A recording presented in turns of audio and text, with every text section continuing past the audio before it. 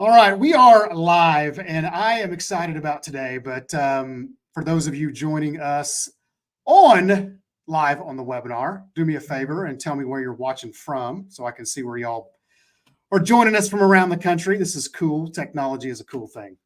But I'm excited about today. I have people that I admire deeply personally and professionally, which is one of the coolest things about my job.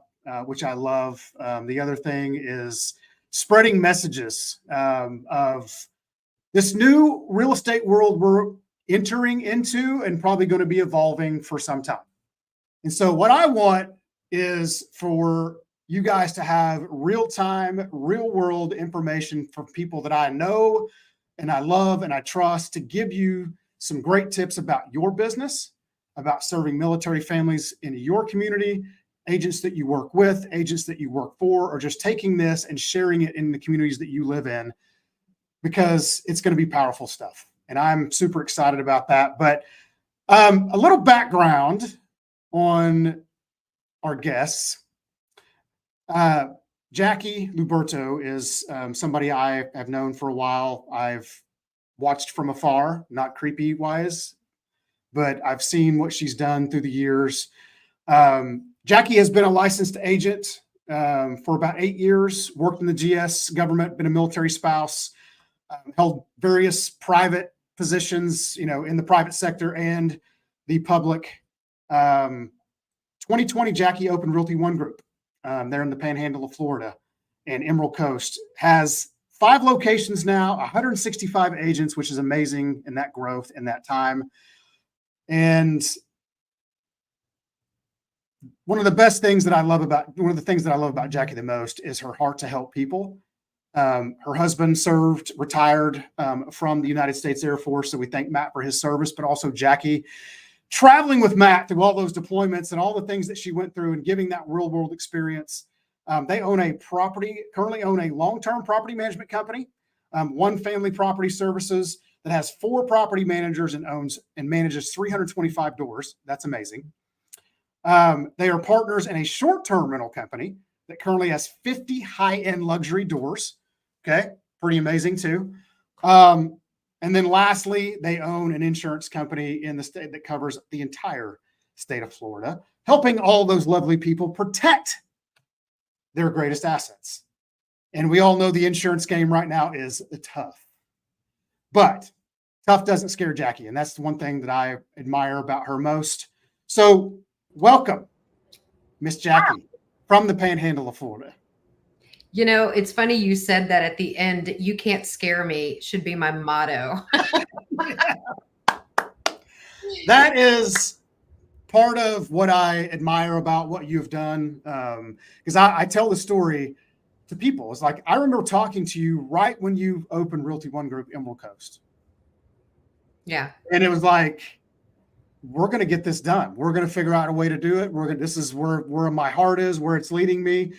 And I'm like, okay, let's go. Right. And I think that a lot of people get scared of that. They get scared of taking that leap of faith, thinking they have to have all the answers first. Yeah. If I had waited until I knew how to be a broker for 165 people, I'd still be waiting.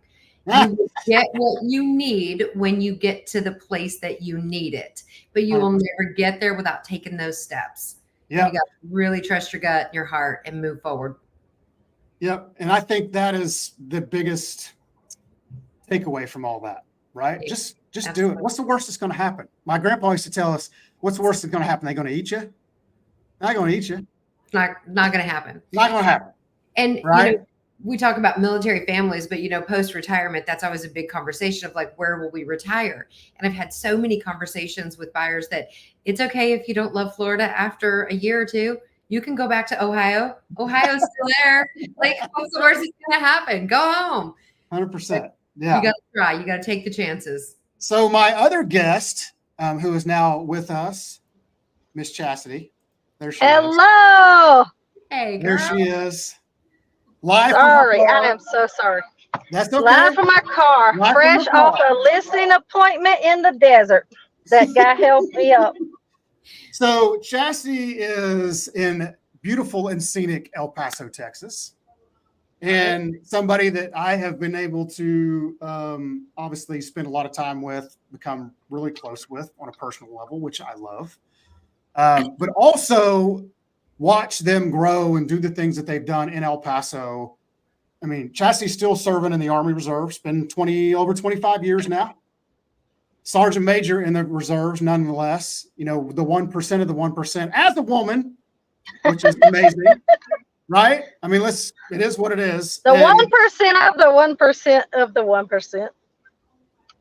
Facts. Stand out. And they are in evidence, right? So, but I've also watched what her and her husband Jim have done with their team in El Paso and growing, and not just growing, hey, we want to sell more houses, but what we want to do is affect people's lives, right? We're building a legacy, not just making money.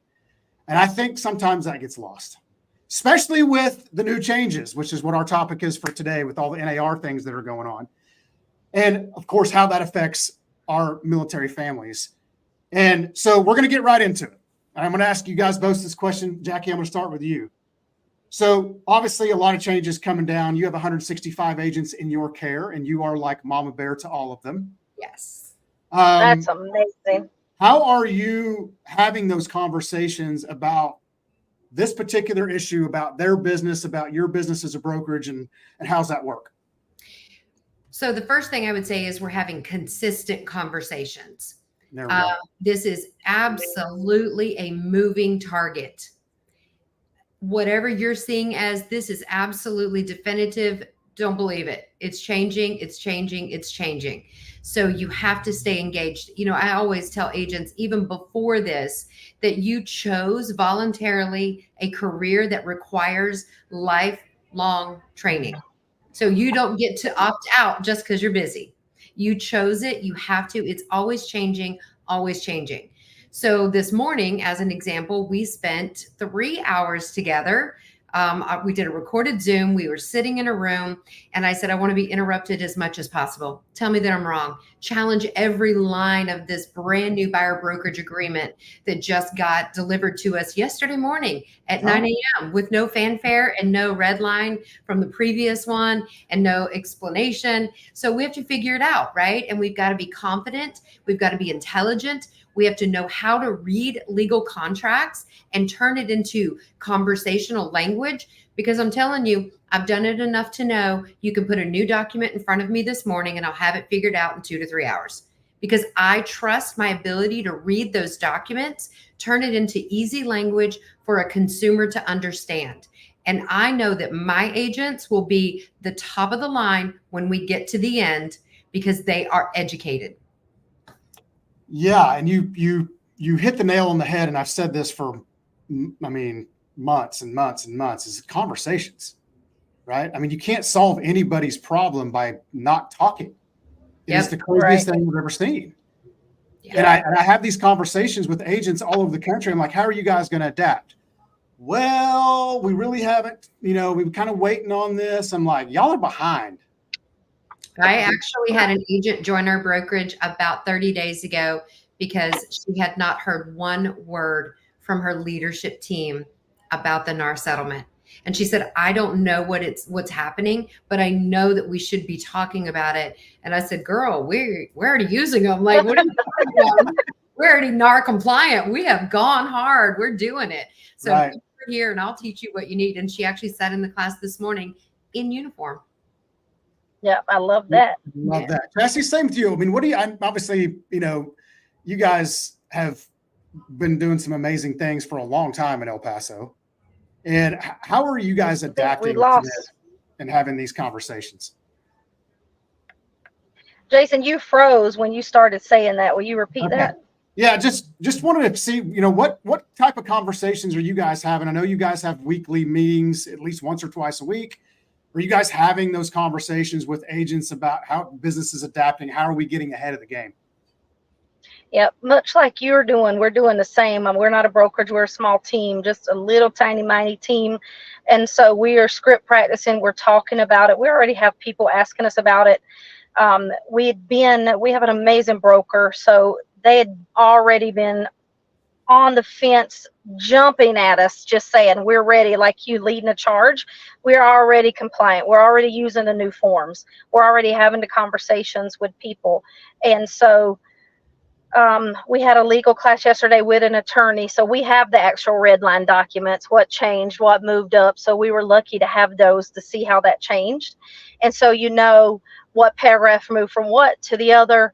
And so those agents have those. Those were printed off when they came out. We went over those line by line with our agents. We'll continue to go line by line so they know how to fill those out. A lot changed, but a lot didn't really change. And I think it's just around the biggest opportunity is scripts. You got to know how to answer the questions. That's it. You still having the same conversation as you had before. You just need to know how to hurdle the conversation of, oh, I heard I don't have to pay anymore, or the commissions change, or you don't dictate your commission. The things that we've already heard, because the news, as in fashion, spread fake gossip about our commissions and how that was changing. So those are, like you, the same things we're doing here to make sure that they're leading the way in this fight. So you guys are scripting, with having that conversation, because we can talk our speak, but you guys are having those conversations how to script with the consumer. Yep. I think that's the key thing in all of that, because we can talk our language and do what we do, but if you can't articulate any of that to a client.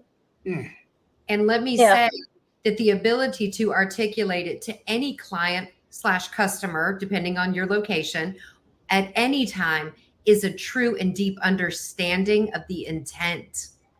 Understanding the document. This is not rote memorization. Well, line 33 says this, so that's what that means. You really have to understand it, because every education level is going to come to you.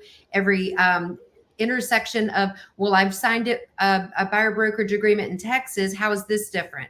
I can explain mine to you, right? You really have to get it, and that takes. Yeah, and I think we can all probably agree that that there are those in our industry who don't get it, right? And I think being able to articulate that from a marketing standpoint to people, obviously in a respective way, that, hey, this is what we're doing and this is why we're doing it. It's not sexy marketing, right? We're not creating the next viral thing. But what I believe that is, you're entering into a legal contract. You better be able to trust the person on the other end that they know what they're doing, because they could get your hiney in a lot of hot water. Yeah, or get themselves in it. And I think you have to take charge. You can't worry about if you're a leader in this industry, you can't just say, okay, well, I'm going to learn it. Well, I know it and I'm fine. We are scheduling masterminds at our local board, broker agnostic. So we are actually helping other agents from other brokers have the same conversation, because we understand they don't have strong brokers, or they don't have brokers that focus on scripts and understanding how to have these conversations.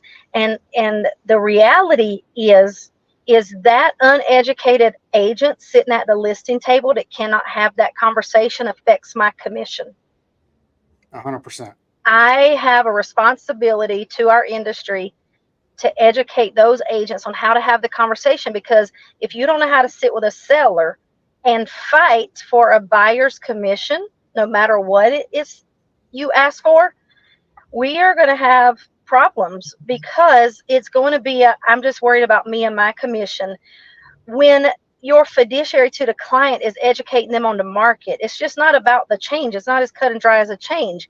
If you have 5 listings in your neighborhood and all 5 of those sellers are offering a buyer compensation and you are not, then you've just put yourself at the end of the line. And you have to be able to have that conversation with them. So you put your fiduciary to the client first. If I'm not advising them because I don't know how to read the market, I don't understand the market, I'm putting my seller at risk. It's not just about saving money. It's about also making money. And you can't do both if you don't know the market. Yeah, I agree. And one of the things that what you said about that is that you're educating the industry. That's not normal, in case you're wondering. No, I know. And I see it every day. It's in a good way, though. It's because I think what I see in trying to observe these things, and what I love about both of you guys, is that the fact that you're willing to share. I mean, it does benefit you, but it doesn't maybe directly benefit you. This is about leveling up people. Let me say that our industry has been missing this moment for far Yep. too long, of us Yep. saying, well, darn, we're all in the same boat. I love Mhm. that. The hierarchy Yep. was split. Yep. There's still this agent that only does luxury, and there's these that sell 100 a year. But now we've leveled the playing field in that we are all in the same boat, having to relearn at a very core level our job. Yep. And it's like a reset button almost. Yes. And we, loan officers went through that in 2010 with all the whole compensation thing that we went through. And,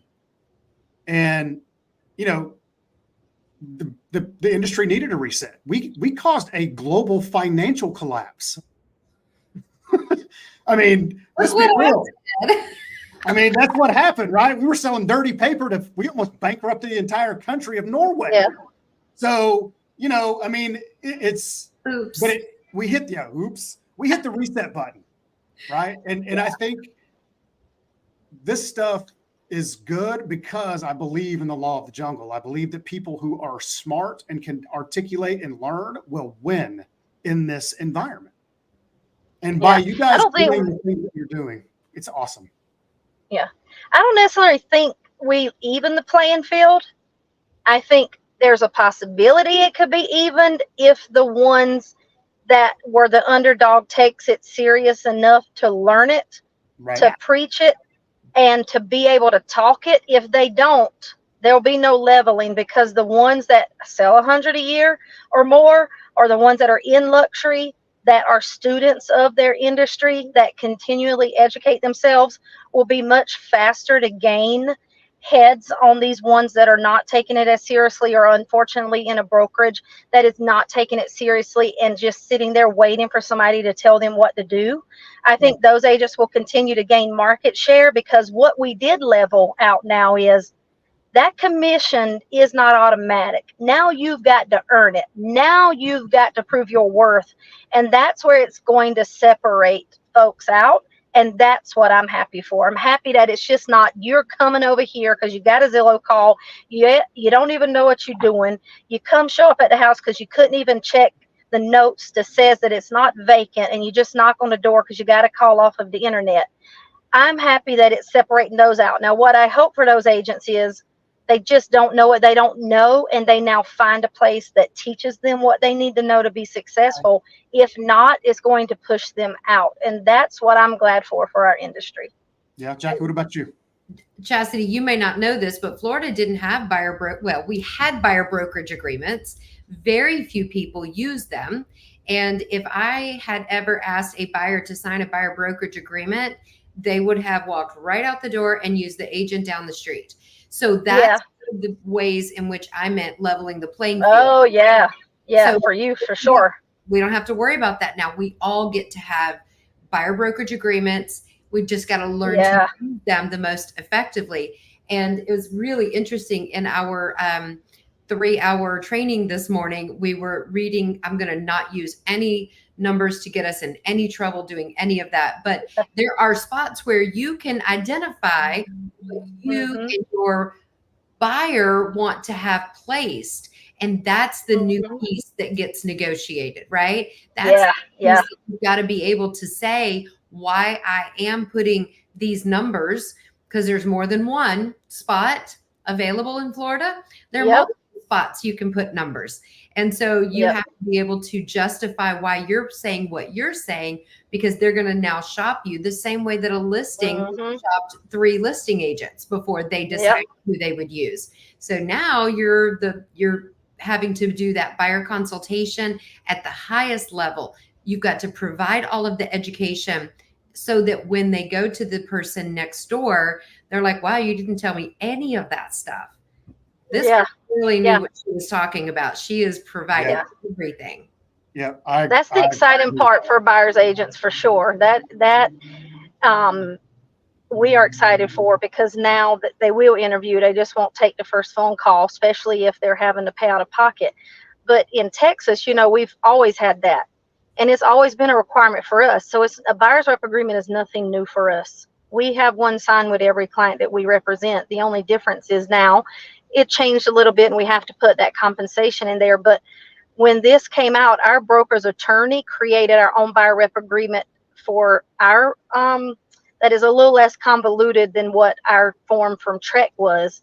That makes it a little bit easier, and it also allows us to write in there a retainer fee, which I know you can do through our Trek form, but this one is just a little less convoluted. It's easier to explain, easier for a client to read. Because in Texas, we have two. We have the buyer representation short form, which is 1 page, or we have the long form, which is several pages. And it's crazy. So we use the short form in case if we're in an open house and they walk in, we have to fill that out. If they just want to see houses that day, and then it has a place in there that we can say, okay, $100 a door just to unlock the door for you, which I'm glad of. I think the positive thing for this, and if agents will just keep their worth in mind and not water it down, charge what you are worth, whatever that is, charge what you are worth and stick to it, and don't become a discount agent because you have a scarcity mindset. If you want to see a house with me, great. You want me to come out on a Saturday? Great. And it's going to be X amount a door, unless you want to sign this agreement. But the retainer is this, which is refundable at closing. If I'm not sure this lawsuit did what they think it was going to do. I think when you said we can no longer put commission in the MLS, but we can put it everywhere else, it's not fed from there. Okay, that really doesn't make sense because they can still find it. You can still call me. You can still do that. So I think it went the wrong way. And I think if we look at it from the way that I'm looking at it, it's going to separate the professionals from the amateurs in a big way, and do the cleanup in our industry that we need, because we've been our own worst enemies. And why we're here today is because it's too easy to get licensed. And that's where I think they missed a mark on this lawsuit, and where they should have made education a little bit more difficult to be an agent. You can go to school for 30 days and advise somebody on the most important investment of their life. I mean, that's crazy, because you're not just a door opener. You're not just a contract writer. We're more than that. You are borderline an attorney. I don't care what anybody says. You are having to read and regurgitate these legal documents to these clients, and you have to be a problem solver. If this, then that. Oh, and think about that. If you do that, this could happen. If you do that, this could happen. So while we are not attorneys giving legal advice, it borders it if you know what you're doing. And so many agents are figuring out what you just said, if we do it this way, this is going to happen. They figure that out through trial and error. That's horrific. Yep. Horrific. We've got oh yeah, at the consumer's expense. Right. Yes. Exactly. Yes. I want to go back to something else that you said a minute ago, Chastity, the scarcity mindset. If I could get you guys watching to remember one thing for me: stop paying out of your own wallet. I cannot tell you how many times someone says, well, they don't have any money. You don't know what they have. You know what they told you they have. And it doesn't matter. The cost is the cost. The cost is the cost. It takes what it takes. You're worth what you're worth. And if you don't get to work with this buyer because they don't have enough money to pay you what you're worth, it has freed up your time to work with a buyer who does.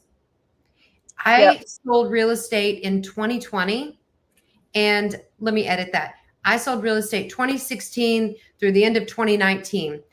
99.9% of my buyers were VA, and 99.9% of them got their earnest money back at closing because they did not have any money.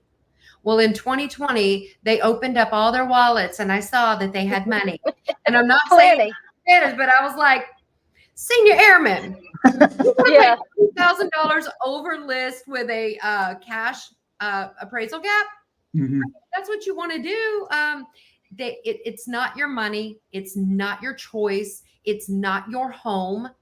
You are the guide. And when you are paying out of your own wallet saying, I just feel bad, I don't think they have it, you're doing them such a disservice. Have honest conversation. Do not be afraid of the money conversation. So many agents are afraid to talk about money. Oh my God. Yeah, it's taboo. It is odd, but that's one of the key things that you need to be consulting about, because it's about setting expectation management. I had this guy saying, hey, I cannot spend more than $1,800 a month, but I want you to go video this $250,000 house. Well, then I'm not going to video this $250,000 house, because in El Paso, with our property tax coupled with this interest rate, you're not getting a $250,000 house for $1,800. We got to be under 200,000, and here's your pool. So either you have the money to move up or you don't, and this is truly our pool. But people are scared to have that conversation, and I think that's one of two things. I think that's a confidence issue and also a scarcity issue, because when you don't have a big business, you don't have a pipeline, you're scared to say the wrong thing that could turn them off, which is another reason to lead generate every day and to build a pipeline, so you don't have that same fear to have conversations, because they rely on you. But a lot of us do not set that expectation, and then it gets a little messy. Yep. And I don't mean to talk over you, Jason, but No, keep going. Hey, y'all are on stage. I'm just here listening. I don't care what kind of professional you are buying a service from.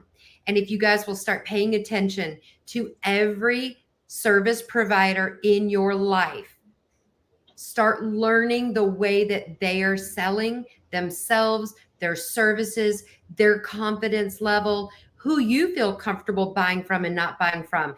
And the guy that is about to change your oil in your car, you just pull in, he walks up to your car and he's like, hey, what kind of oil do you want? You don't want the expensive stuff, do you? I mean, like talking himself out of it. Even at that level, I expect him to come to me with confidence and explain to me a service and a product without thinking I have money or don't have money. Start paying attention to those other service providers and emulate that spirit. And in that one aspect of real estate, I will allow you all to fake it until you make it. Everything else can be learned. Yeah. And that can be learned too over time, and with some good deals. Yeah, it's so let's talk about military families specifically, because obviously this has kind of changed here recently. Have either one of you been asked specifically about this commission paying from military families? Has that gotten down to that level? I have not had the question from military families yet, but we have proactive agents who are having the conversations with the military members, because we have instituted the requirement for buyer brokerage agreements already. So while NAR hasn't made it a requirement for all yet, we did at the brokerage level. So our military members are getting kind of a split discussion. It's, if we have you closed by this date, we have to treat you this way. After August 10th, we have to treat you this way, because VA changed the rules. And we're having to be very transparent with our lenders, and they are much more a partner than they ever have been, because that buyer brokerage agreement has to be a part of the contract. And we have to be talking to our lenders day one about, especially in this transition period, what does it look like for the buyer's finances? I have legally obligated him to 3% if we close after August 10. Jason, how does that look on paper? I think we'll be under contract. I think we'll be fine.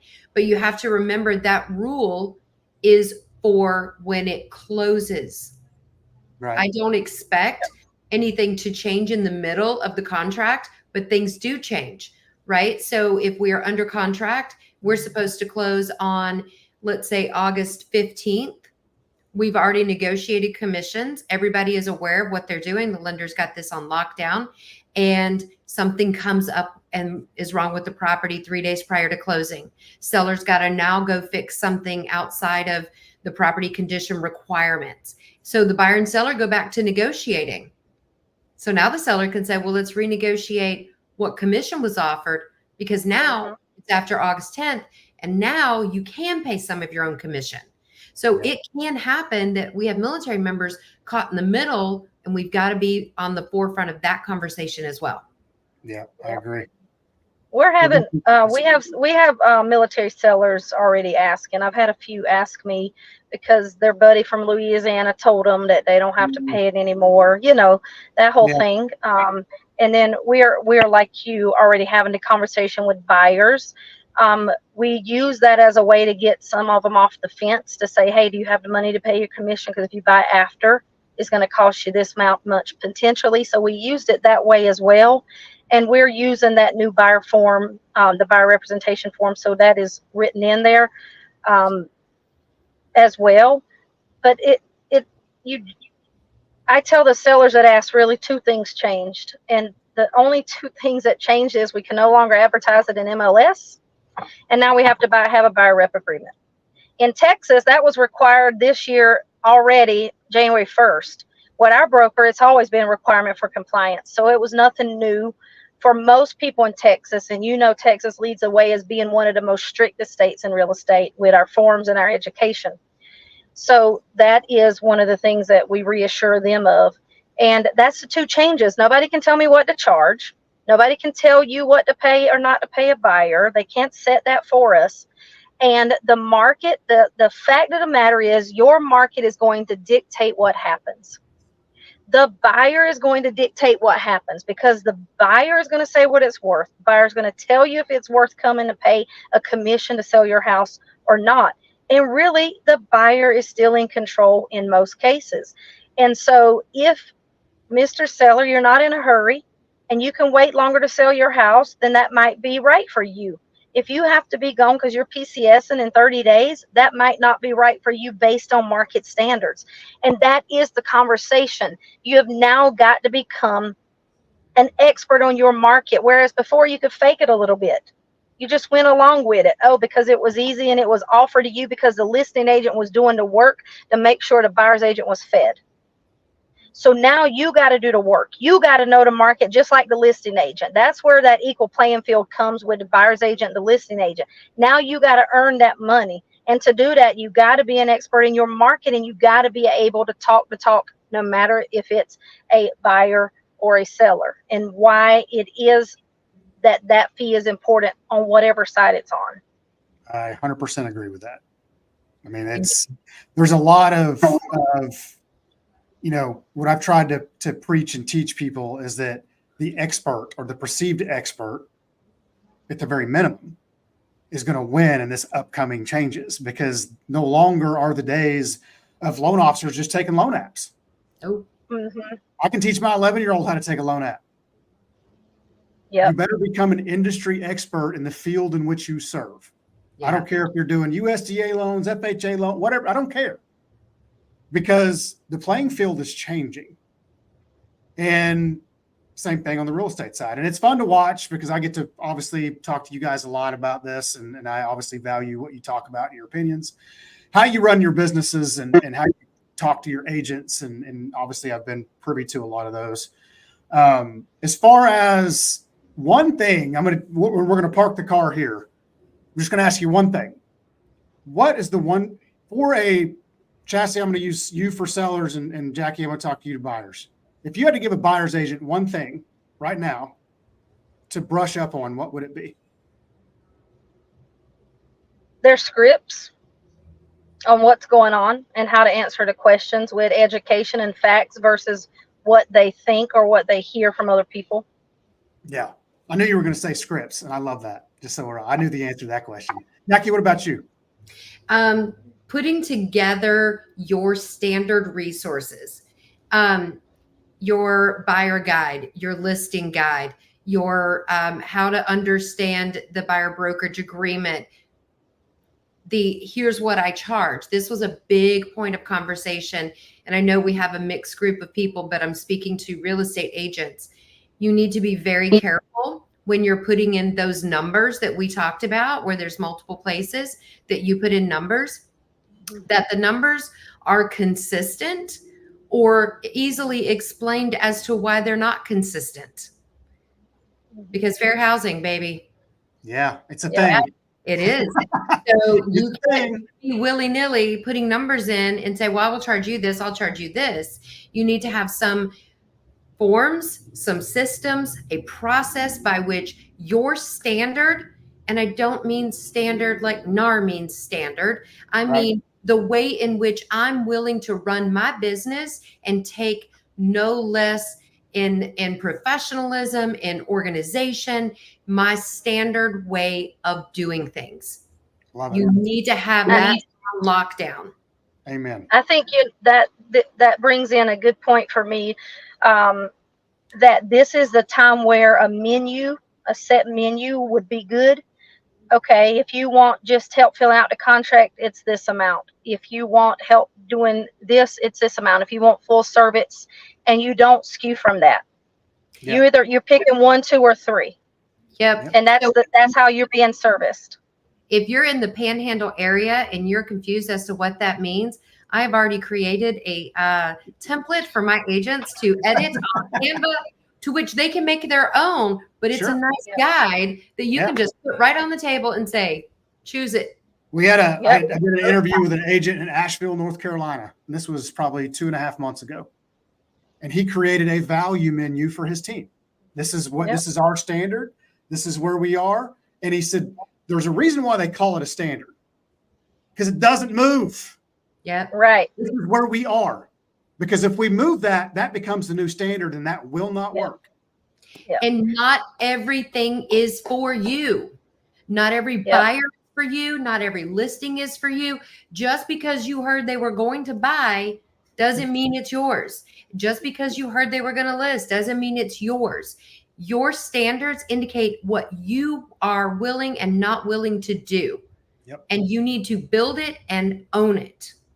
And I Yep. think that anybody who watches this or is watching this, if you can take away one thing, to me, that's it, because you have to know you. Yep. You have to stick to what you are, who you are, the buyers you serve, and have the spine, the internal fortitude to tell people, no, we're just not a good fit.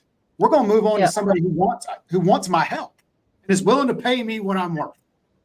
And I'm assuming most of the people who have taken the time to be on here know their worth and know their value and know that they Yeah. need to be looking into it.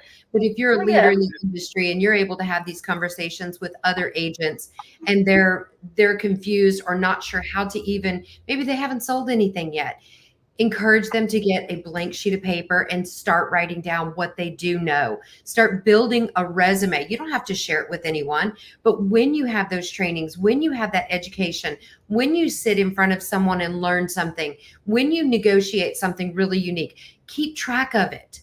That's how you're going to remember. And you don't have to share your resume, but I think agents need resumes more than ever. I 100% agree Yep. with you. 100%. And on those standards, there's a saying that you either make the standards or the standards make you. Oof. And that's where, as a new agent, that's tough, right? Because you need business. You cannot be so picky when you're new. You really have to take what you can get. However, once you're building that value, file after file after file, and you start building up a consistent pipeline, then you can get picky. I remember the first seller I got to fire, I did tequila shots after it because it was so exciting. It was $8,000, $8,000 commission that I was happy as hell to let go. One worth Happy. skinny. One Yes. worth It skinny. wasn't worth how Love the it. wife treated me. Was Yes. not worth how she treated me. Love But it. we understand as new agents that that's harder said than done to Totally. have it. But you start building your values, and then you'll get to choose the people that share your values that you want to work with. And if you just stay consistent on your education and you surround your people that are dedicated to education and helping you strive and succeed in our industry, then you will continue to do well. And this will become our new normal. In another year, this will be old news, and we'll all have gotten over this and have our new normal again, just like we've had for years now. So hang in there. And I'm there if you need a call, if you need a script practice, if you need to know anything, if you need help doing anything, give us a call, because we have to stick together as an industry. We cannot just be so quick to say it's just me and throw down the other agent, because you know why? You're going to be the other agent on that agent's file one day, and you want the same courtesy. Yeah. I agree. I agree. Well, I love it. Well, I appreciate you both for taking the time out of your busy schedules to hang out with me and the people who are on the webinar. And this is going to be recorded. It's going to be on YouTube. We're live on YouTube, as a matter of fact. And then, last but not least, Chastity, tell people how they can find you if they want to do that. I am Chastity at pcselpaso.com, 915-873-2772. Reach out, or Facebook or Instagram. It's my name, Chastity Rosales. Bingo. Jackie, what about you? Jackie with a Q, Liberto. I'm online everywhere on every platform that you could ever imagine. And I am literally everywhere. Like, you cannot miss me. You got to be. You got to be. If you just type in Jackie, you'll probably just pull up without even putting in the last name. You'll find me. Love it, love it. Well, it sounds like we may have a scripting call we need to do here in the next 30 days or so. Love it. Let's put some script together and commit to it. Let's do it. Yeah, right, let's have a script battle. Yeah, there you A go. script battle would be fun, yeah. Hey, I'm in. Let's do it. That'll be fun. I get to host that one. I'm not going to be involved in it. Y'all are Yeah. Jim will lead for us. Yeah, I'm going to send you some tequila shots for the winner. How about that? I'll get one this weekend. There we go. Bring it on. All right. Y'all have an amazing day. We'll see you soon. Thank you, have an amazing Jason. day. Yep. Enjoyed it. Take care. We'll see y'all soon. Bye. Goodbye.